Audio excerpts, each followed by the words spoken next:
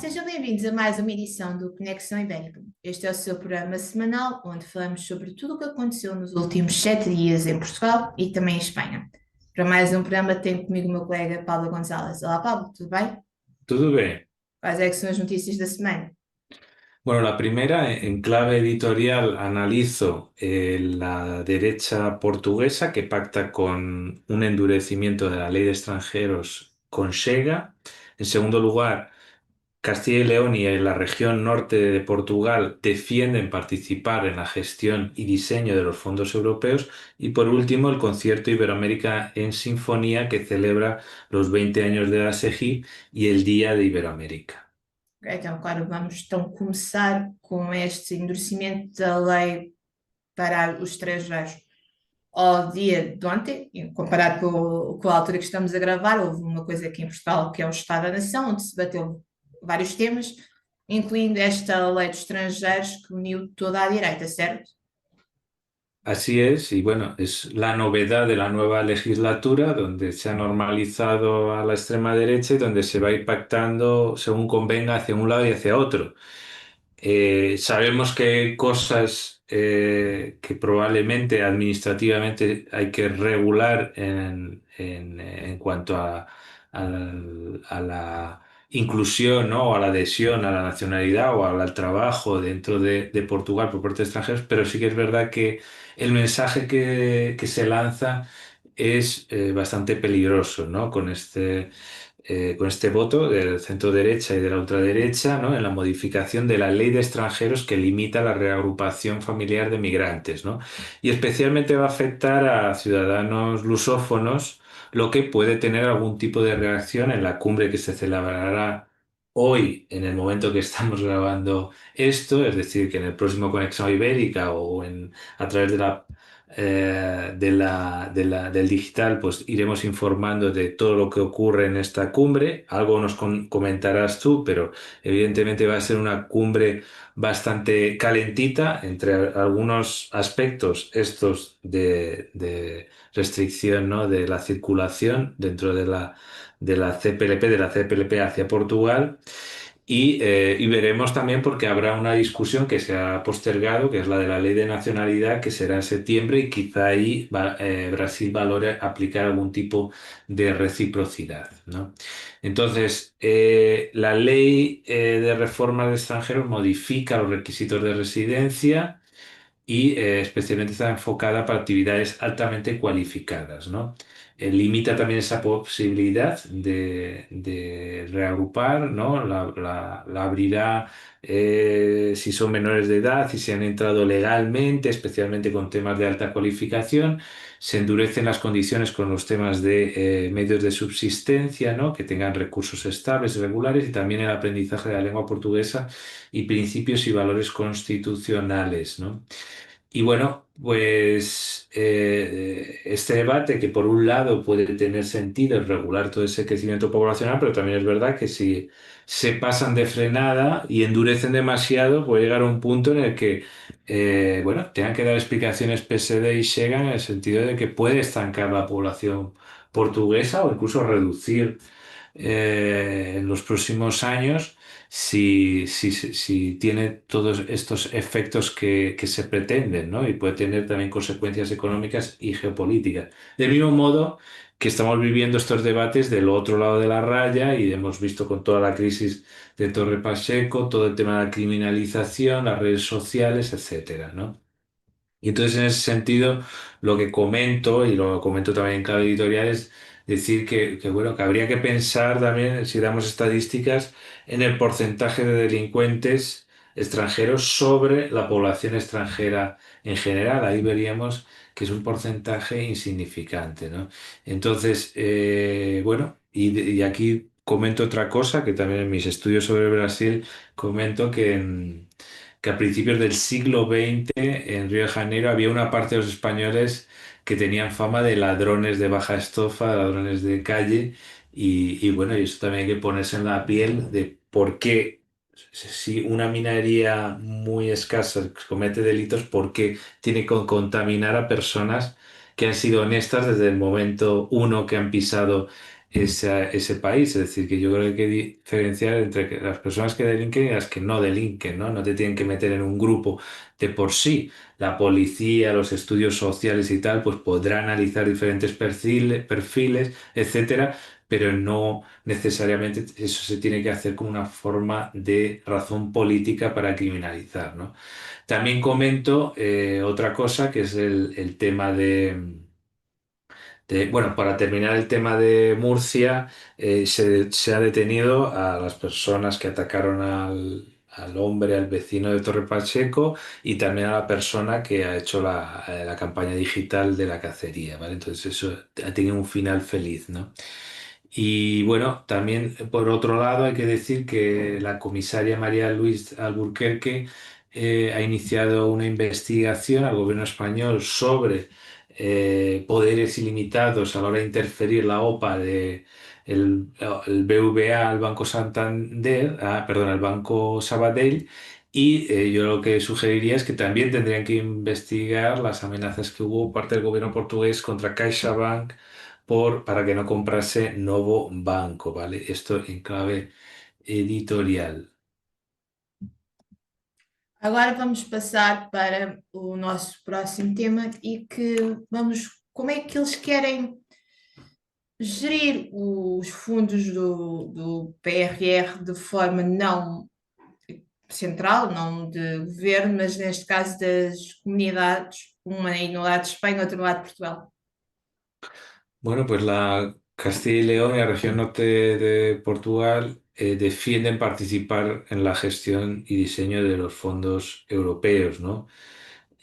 Ambas regiones siguen abogando por una fiscalidad diferenciada para la raya, similar a la implantada en las regiones ultraperiféricas de la Unión Europea.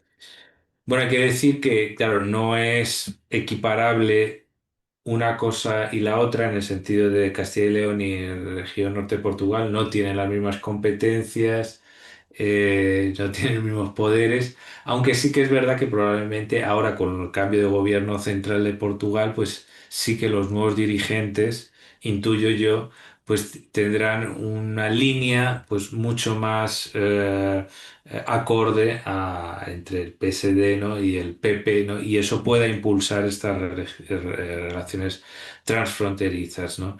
Entonces, pues bueno, se han juntado en Oporto, tanto el presidente de la Junta de Castilla y León, Alfonso Fernández Mañueco, participando en esta quinta sesión plenaria de la Comunidad de Trabajo Castilla y León, región norte de Portugal, y ha expresado su compromiso para seguir trabajando de forma conjunta, ¿no?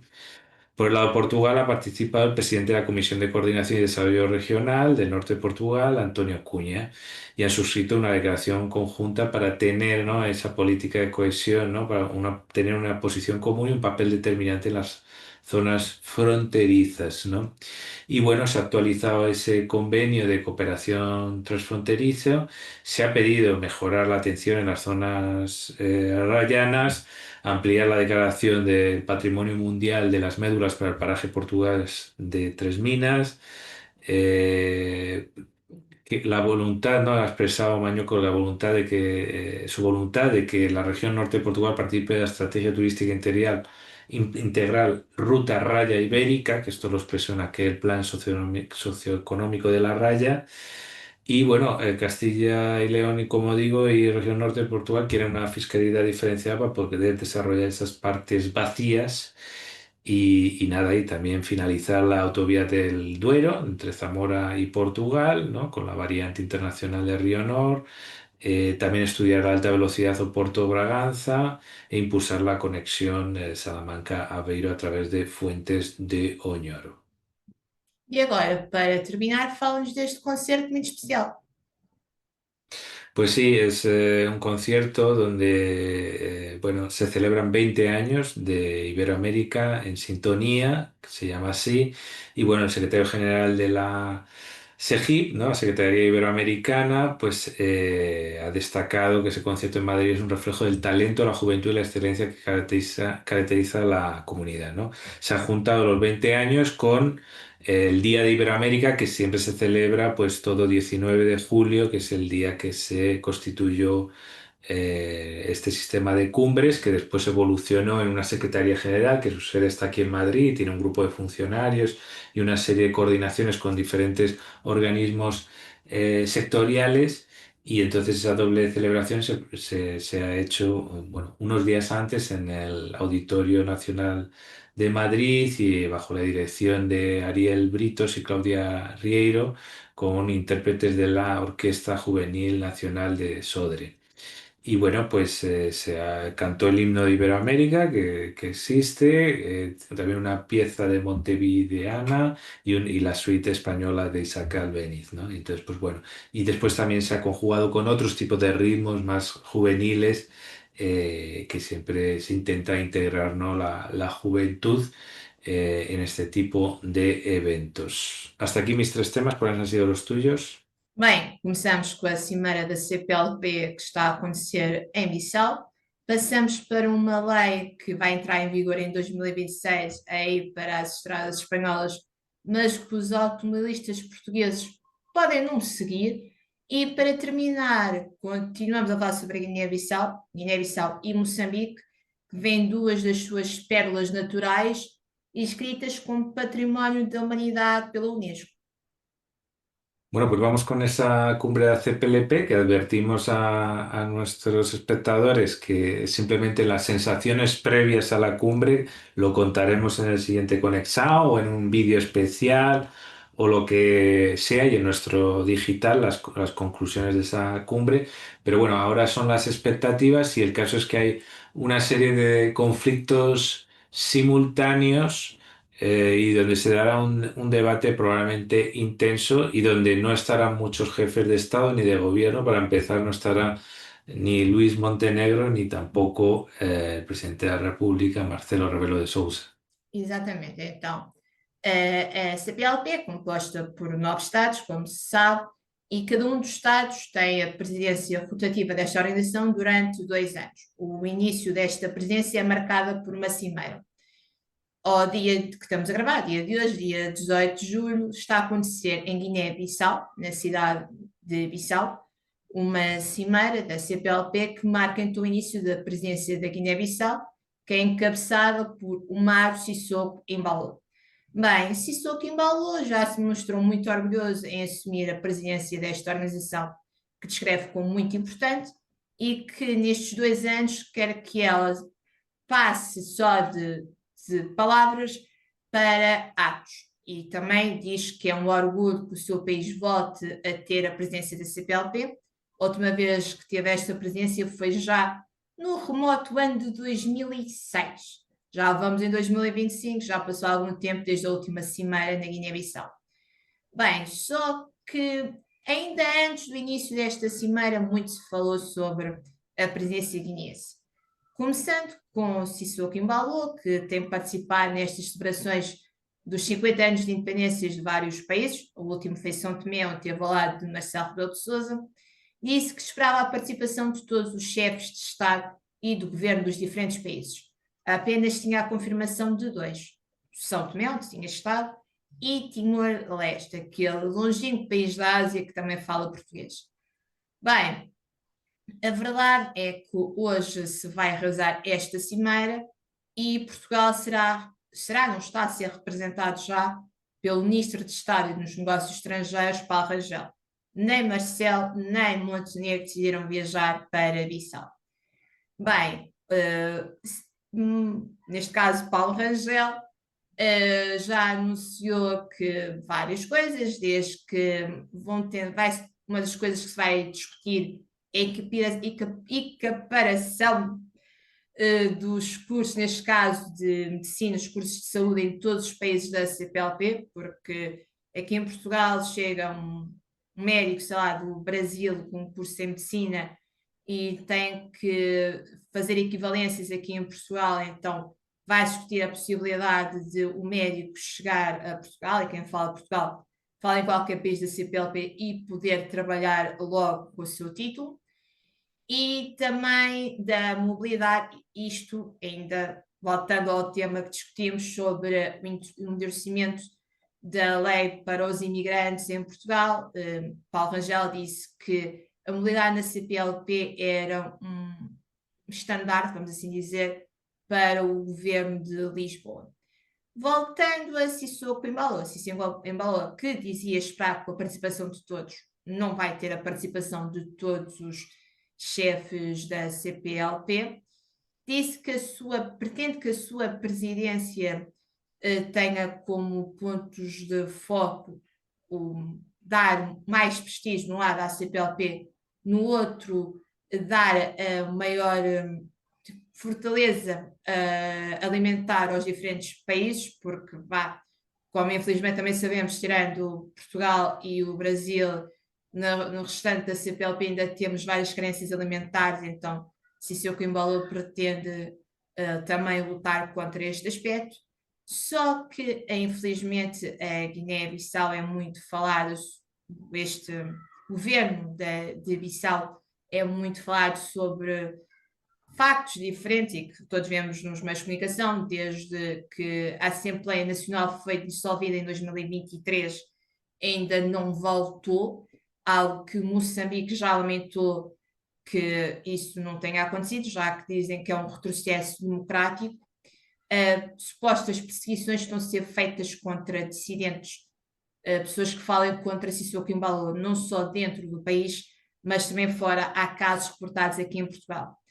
Um grupo destes dissidentes políticos, destes ativistas guineenses em Portugal, fez tudo um abaixo-assinado, entregou na sede da CPLP aqui em Lisboa, para se oporem contra a presença não da Guiné enquanto país, mas sim de Omar Sissoko Embalo, porque dizem que ele não representa os valores de unidade que a CPLP pretende passar para não só lusófono, mas também extra-lusofonia. Bem, a verdade é que esta reunião vai ser quentinha e não é só devido ao clima de temperatura, mas também quentinha a nível político. E fala-se já que, ou seja, nos próximos 2 anos teremos uma presidência guineense, mas que o próximo na lista deveria ser a Guiné Equatorial, já que cada país teria que ter esta presidência, mas fala-se que o Brasil possa concorrer para ser o próximo país a ter a presidência rotativa da CPLP depois da Guiné-Bissau. Bem, a verdade é que vamos ver o que vai ser desta cimeira e haveremos de contar no futuro. Pues sí, lo contaremos y veremos si por primera vez asume la presidencia un país hispanohablante de la CPLP, que es verdad que Guinea Ecuatorial se ha movido poco en el sentido de hacerse más lusófono, pero últimamente sí que está teniendo interés. Veremos qué tipo de interés, si realmente es algo profesional político, en cuanto a estos asuntos geopolíticos del mundo iberófono, o si realmente son intereses de parte del propio régimen, y esto pues, lo iremos dilucidando. Y bueno, Brasil también se postula para ese 27-29. Veremos a ver quién gana. Yo creo que será Angola la que diga si uno o si otro. Pero bueno, veremos a ver y lo contaremos aquí ese futuro. Bien, la siguiente noticia es sobre que la ley va a cambiar para conductores en España, pero los portugueses pueden continuar a usar el triángulo, ¿no? Exatamente. Então, em 2026, que está já aí à porta, a lei vai mudar aí poucos condutores em Espanha. Então, será obrigatório usar quase se chamar uma luz de presença no caso do carro ter algum acidente ou alguma avaria no meio da estrada. Esta luz que será acendida dentro do veículo, a pessoa não necessita de sair do carro, torna tudo muito mais seguro, porque pelo menos cá em Portugal, muitos dos acidentes que existem na estrada é com a pessoa que tem um acidente, o carro tem um furo no pneu, imaginemos, sai para colocar o triângulo e o outro carro que não vê acaba por atropelar. Ou seja, neste caso, se a pessoa tiver algum tipo de problema, ainda dentro do carro basta acionar aquela luz que é vista a uma grande distância e irá ter algum tipo de socorro.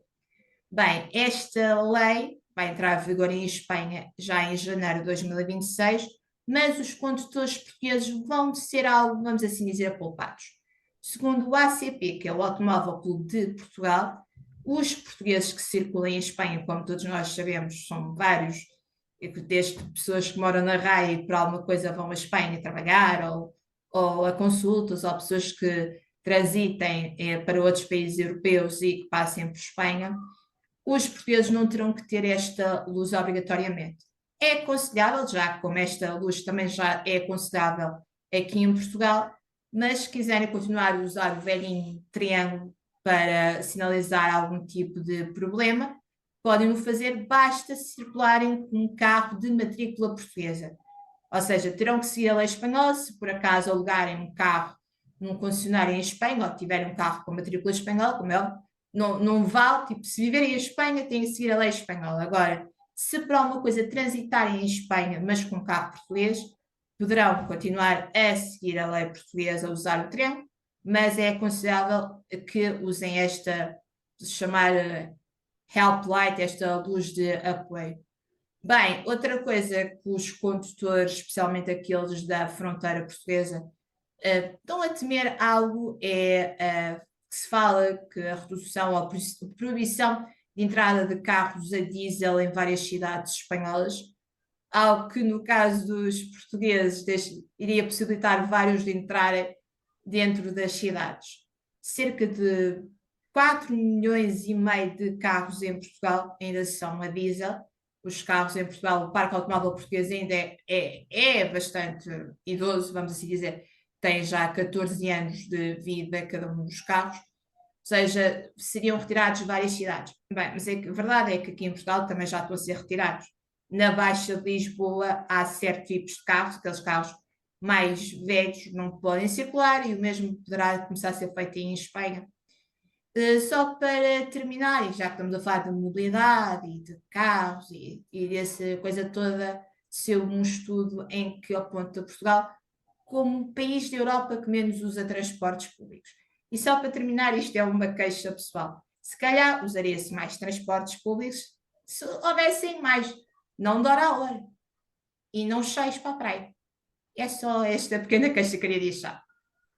Sí, sí, sí, buena recomendación. Y por último, Mozambique y Guinea-Bissau consiguen que sean reconocidos sus perlas naturales como Patrimonio de la Humanidad de la UNESCO, ¿no? Exatamente, então a Unesco reuniu-se em Paris já há pouquíssimo tempo e apresentou os seus novos sítios património natural da humanidade arquitetónico e também natural. Mas vamos focar no caso os patrimónios naturais desta lista, fazem países hispânicos, desde o Panamá ao México, mas também países lusófonos. Neste ano Portugal não está presente, mas por um lado temos o Brasil que viu o seu 25º Património Natural da Humanidade a ser inscrito formalmente, e Angola e Moçambique. Mas vamos começar com Moçambique. Então, começamos com Moçambique, que viu o Parque de Maputo ser inscrito como Património da Humanidade. Este parque, que durante a Guerra Civil pós-independência, houve uma guerra civil em Moçambique, este parque sofreu uma grande queda só a partir de 2010, mais ou menos para cima, é que começou a ter os moldes que hoje em dia conhecemos, que fica, a bem dizer, às portas da cidade de Maputo. Tem desde girafas, toda a fauna e a flora que associamos à África, pode ser lá encontrada, a passearem no meio da estrada. Ou seja, a pessoa pode passar com o seu carro, enquanto que aqui em território ibérico andamos na estrada e podemos encontrar um javali a passar-nos no meio da estrada, uma raposa ou um touro. Já encontrei um touro a passar no meio da estrada, mas se calhar não é tanta ser só em território ibérico, mas mais no sítio que era Barranco, ou seja, há touros a passearem no meio da estrada. Mas pronto, voltando a Moçambique, ali os animais e a população têm convivido nos últimos anos quase de forma pacífica. Bem, esta elevação deste parque de Moçambique foi bastante celebrada por Daniel Chapo, que vê isto como um orgulho nacional, E Marcelo Rebelo de Sousa também emitiu uma nota no site da presidência a congratular o governo e o povo de Moçambique por ver esta pérola reconhecida, o que demonstra não só a beleza do país, mas o trabalho que tem sido feito para preservar os seus animais. Agora, voltando, neste caso, à Guiné-Bissau. O arquipélago das Bijagós, que é um conjunto de ilhas, mas só destas são 70 e tal, só 23 é que têm população a viver no seu interior, também foram consideradas património natural da humanidade, também tem várias espécies, não só plantas, mas espécies animais no seu interior, há lá hipopótamos, e sempre foram faladas pela sua beleza natural, mas ainda é um local que atrai pouco turismo. Ou seja, o turismo que há é muito residual, daqueles pescadores de pesca desportiva que vão para ali e pouco mais, mas agora está inscrita na lista da Unesco. É a primeira vez que a Guiné-Bissau tem um reconhecimento destes como património da humanidade. E também Sissoko Embaló também disse que este era um momento muito importante para o país. Bem, para além destas duas pérolas africanas lusófonas que fazem parte da lista de património da Unesco, quando algo é edificado ou é alçado para esta lista de património da humanidade, atrai mais turistas, como é óbvio, ajuda a desenvolver e a proteger mais o local em específico. Isto é o que Macau diz. Macau fez no dia 15 de julho, 20 anos, que viu o seu centro histórico também ser elevado a património da humanidade, e desde então o governo de Macau diz que deixaram tanto de ser uma cidade que vive só do jogo, ou seja, Macau, como sabemos, é a Las Vegas do Oriente, e agora também tem cada vez mais turistas que vão lá para ver este encontro de culturas entre o Ocidente e o Oriente, tudo concentrado numa cidade de pequenas dimensões, ou seja, quando alguma coisa vai a património da humanidade, recebe sempre um outro olhar do mundo, como diz o próprio nome. Para terminar, Portugal este ano não teve nada na lista de património da humanidade a nível natural, mas teve uma candidatura de um conjunto de obras do arquiteto Álvaro Cisa Vieira. Era um conjunto de 8 obras que não foram aceitas, terá que, provavelmente, segundo a agência EFE, para o ano que vem poderá ser apresentada uma nova candidatura, mas aqui temos pelo menos 3 novos patrimónios da humanidade de língua portuguesa, 2 de língua espanhola, que têm agora os olhos do mundo neles.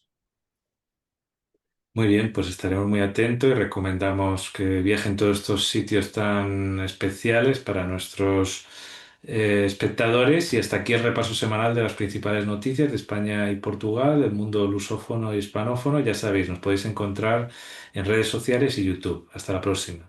Até à próxima. A Centro 21, que é uma consultora de imobiliário presente em Portugal e em Espanha, decidiu fazer um estudo sobre os problemas que os mais novos têm para conseguir comprar ou arrendar uma habitação em território ibérico. Como todos sabemos, é um problema bastante grave e que não temos uma forma de solucionar, pelo menos até ao momento. Em Portugal e tudo, os portugueses avançam que os principais problemas do país são, num lado, a habitação, no outro lado, a saúde. No caso de Portugal, os jovens queixam-se que as habitações que existem são bastante caras. Aliás, neste primeiro trimestre de 2025, Portugal foi o país da União Europeia onde os preços das habitações subiram mais, e que os ordenados e o custo de vida no país não nos permitem adquirir uma habitação. No lado espanhol, esse estudo, esse questionário, os jovens dos 20 aos 40 anos responderam em tudo para conseguirem comprar uma casa, algo que os seus pais sempre viram como uma coisa certa, uma coisa normal. E tudo em Portugal temos um ditado popular que diz que quem casa quer casa, mas quem também chega aos 18 anos também quer uma casa. No lado espanhol, então, os jovens responderam que para comprarem uma casa que podem ter que demorar 15 anos, algo que os seus pais conseguiram em 2 ou 3, eles vêm em 15 anos. Muitos destes jovens responderam ao inquérito para poderem sair da casa dos pais, decidiram ir morar com parceiros ou com pessoas amigas para conseguirem dividir entre eles o preço das habitações.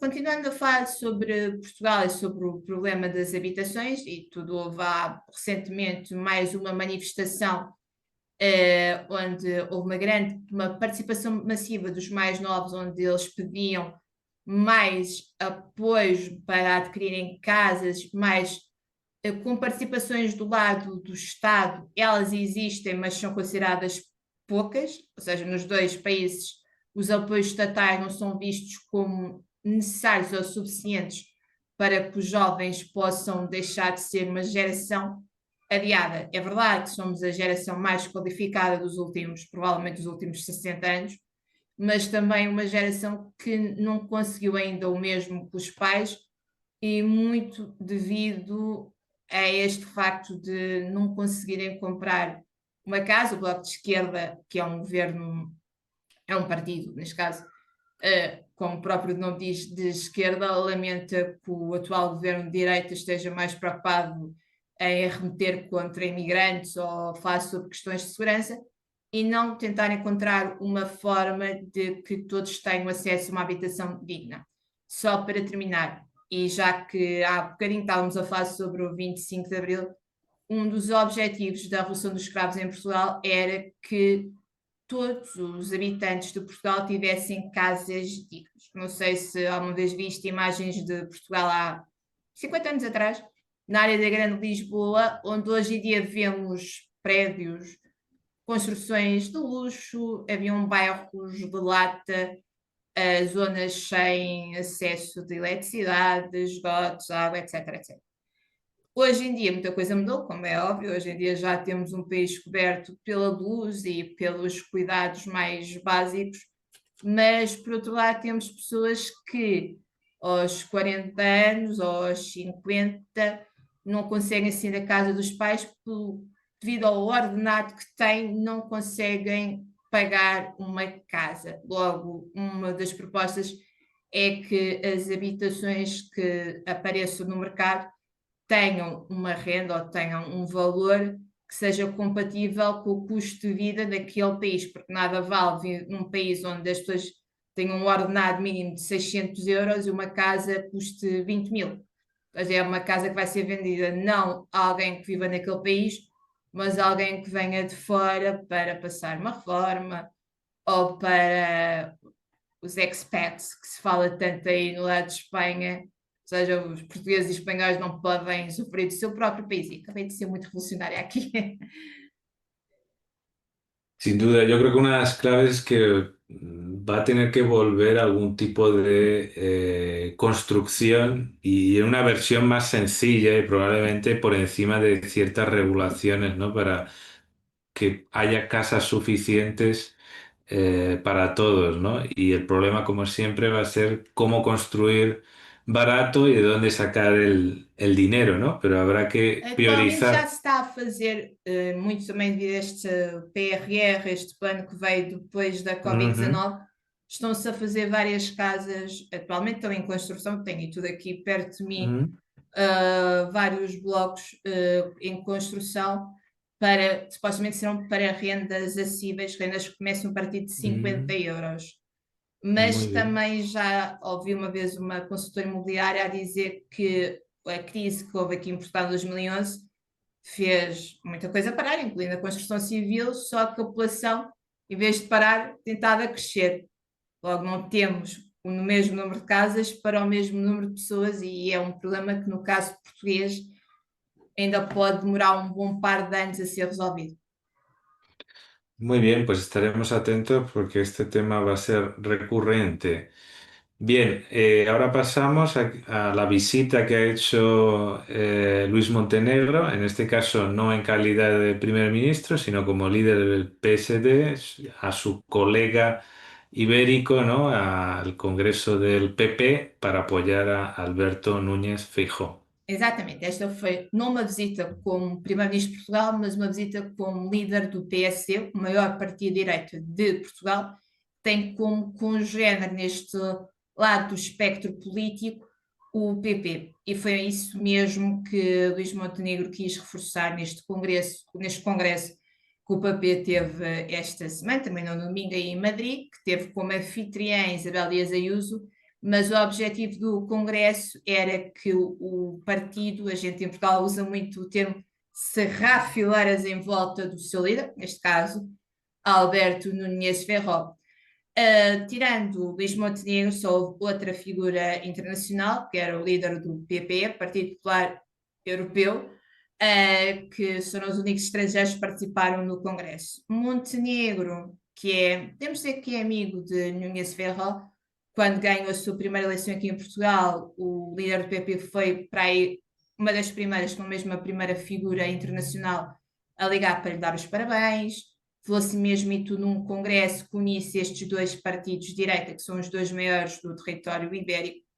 Bem, Luís Montenegro fez um discurso todo em espanhol, reforçou que uma possível vitória do PP em possíveis novas futuras eleições, não sabemos muito bem o que vai acontecer, seria benéfico não só para a Espanha como para o território ibérico, e também aproveitou o seu discurso para falar um pouco da situação em Portugal, que pretendem tornar o país mais seguro, falou ainda isto um pouco da história que já temos acompanhado perto aqui no Conexão Animal Trapézio, das alterações à lei da nacionalidade, né, e tudo, ao mesmo tempo que ele estava a discutir em Madrid, serão dados aqui em Portugal que até este mês de julho foram pedidas houve 515 mil pedidos de nacionalidade, a grande maioria por brasileiros e guineenses e de fora do território europeu ou do território lusófono, temos os judeus sefraditas. Falou disso, mas também aproveitou um pouco para deixar algumas farpas, vamos assim dizer, usando agora já um termo mais taumáquico, ao governo de Sánchez, falando que no seu caso, quando aconteceu esta história que em Portugal, da Seminum Viva, da empresa da família dele, que apresentou uma moção de confiança que levou a eleições, que ele acabou por ganhar, e ele disse: pronto, qualquer coisa eu como. Quando acharam que eu tinha uma carga negativa sobre mim, eu decidi ir a eleições para que o povo dissesse que sim ou que não. Logo, é o do género, o povo é quem mais ordena, logo era mais ou menos o que ele queria dizer, era para a situação toda que sabemos que está a acontecer em Espanha com o PSOE, com Sánchez a dizer que não, como bom capitão não vai abandonar o barco, mas com o PP já a querer se preparar para este possível fim do sanchismo e numa chegada à Moncloa onde o partido não levanta a possibilidade de um cordão sanitário em volta do voto, coisa que Montenegro levantou em volta do Chega. Montenegro, no seu discurso, apoiou abertamente o colega e falou que com a direita no território ibérico o povo teria voz e que a direita, para além de ser os partidos, neste caso ligados às contas certas, são os partidos do povo. Bem, este foi a passagem de Luís Montenegro aí por Espanha, não como primeiro-ministro, mas sim como líder do PSD, que sei que em Espanha faz sempre muita confusão, porque os partidos em Portugal é PS, ou seja, são sempre socialistas, mas este é social-democrata, ou seja, é de direita, nada tem a ver com a esquerda, na realidade é um partido de direita. Camuflado, porque a gente tem um PP também em Portugal, que é, neste caso são os colegas do PSD, temos um CDS-PP, mas o verdadeiro, se tivéssemos que procurar um irmão gêmeo do PP espanhol, seria o PSD. Sí, sí, sí. Sí, eso es el primer curso de temas ibéricos es no utilizar el término socialdemocracia delante de una persona del PSD como se utiliza aquí en España. Y bueno, estaremos muy atentos y la verdad que es muy curioso cómo hay tantos paralelismos, a pesar de tener sistemas políticos que tienen diferencias, pero es verdad que está jefe del Estado, está la Asamblea, ¿no? Es parlamentario, los dos son parlamentarios, pero hay ligeros cambios, pero las dinámicas, como siempre ocurre, normalmente ocurre en un país, antes ocurre en un país y después, más adelante, ocurre en el otro. A veces Exato. Portugal ocurre antes en Portugal y a veces ocurre antes en España, pero siempre hay Até que nas mirar. histórias mediáticas. Pues sí, sí. Aquí la historia se repite en Iberia, ¿no? Se repite siempre porque ocurre antes en el país vecino. Pues bien, estaremos aquí atentos precisamente para adivinar las cosas que ocurran en el propio país, ¿no? Y ahora pasamos a un país también muy querido, que no está tan lejos, que es Cabo Verde, que cumple 50 años, ¿no? Una independencia resiliente, porque ahora estamos pasando todo el tour, ¿no? Todo este ciclo de los 50 años, que más o menos las fechas son parecidas, ¿no? Meses arriba o un año arriba o abajo, ¿no? De todos estos países lusofricanos. Exatamente, agora foi a vez de Cabo Verde. Este é o ano dos 50 anos de independência, não na maioridade, mas neste caso os países estão a chegar ali a meio como o vinho do Porto. Quanto mais velhos, melhores. Bem, começámos com Moçambique, agora passámos para Cabo Verde, que entretanto já fez anos. Este pequeno arquipélago aqui bem junto de nós, está entre a Madeira e as Canárias, fez 50 anos. Nas celebrações houve chefes de Estado internacionais, como é óbvio, apenas dois lusófonos. No lado tivemos Marcelo Rebelo de Sousa, que está a fazer quase uma digressão pelos países que estão a fazer estes aniversários. Dentro de dias, dia 12, teremos São Tomé e Príncipe, onde também vai marcar presença.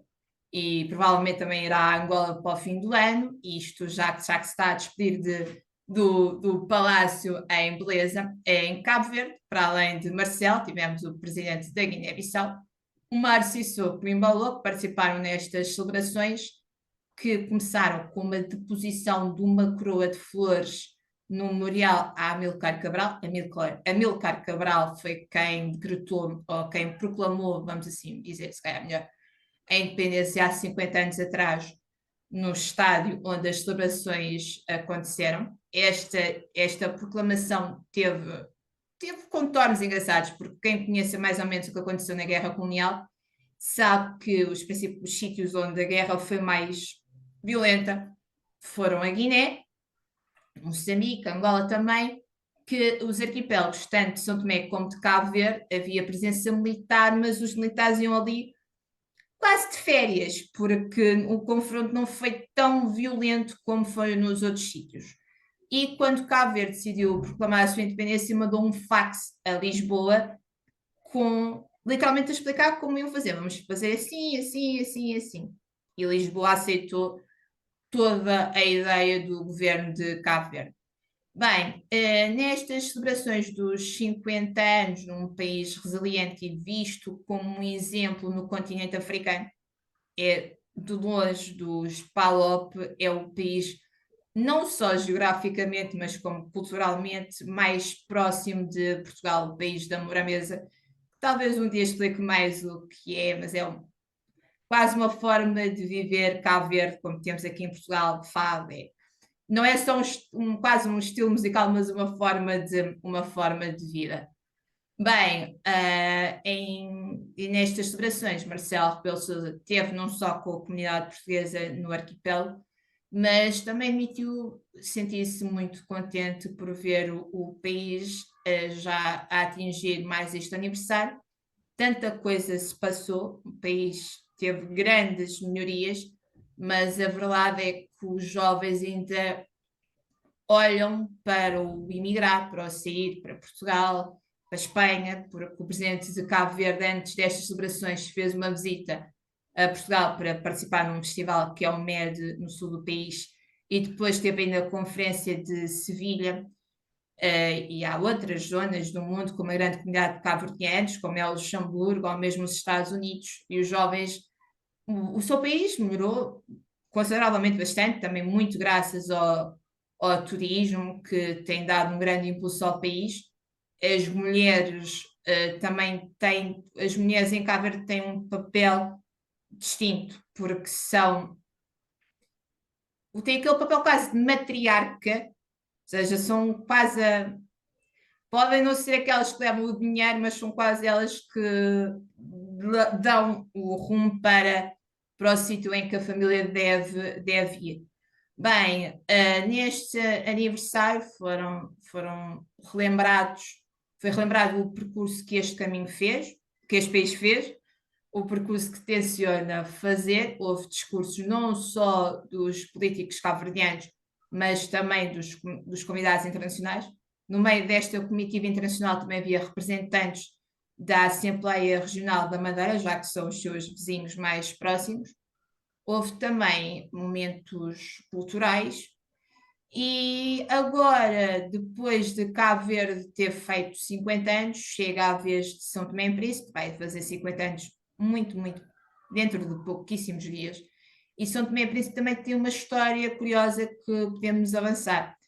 É que Portugal disse para eles fazerem um referendo, para perguntarem: querem ser independentes? Sim?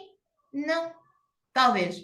Portugal achava que ia ganhar o não, que iam ficar, que ia ser o arquipélago dos Açores, da Madeira e de São Tomé e Príncipe. Quando Portugal acordou, tinha ganhado, sim, tinha aparecido um país em que o governo de Lisboa, bem dizer, quisesse ou soubesse também. Mas pronto, estes foram os 50 anos de Cabo Verde e brevemente teremos novos países da CPLP a fazer mais um aniversário. Muy bien, pues seguiremos esa ruta y por cierto, en Santo Tomé tiene también una particularidad que no está muy lejos de Guinea Ecuatorial, entonces y tienen esos contactos, ¿no? Del mundo hispanoafricano con el mundo lusoafricano, ¿no? Exato. Y esos contrastes los pueden ver y creo que actualmente tienen una cooperación interesante, interesante, aunque sabemos que en torno a la Guinea Ecuatorial hay varias polémicas y incluso varias protestas, ¿no? Que, bueno, ya informaremos. Pues bien, hasta aquí las principales noticias de España, Portugal, del mundo luso, del mundo hispano. Ya sabéis dónde encontrarnos en YouTube y en redes sociales. Nos vemos la próxima semana. Até a próxima.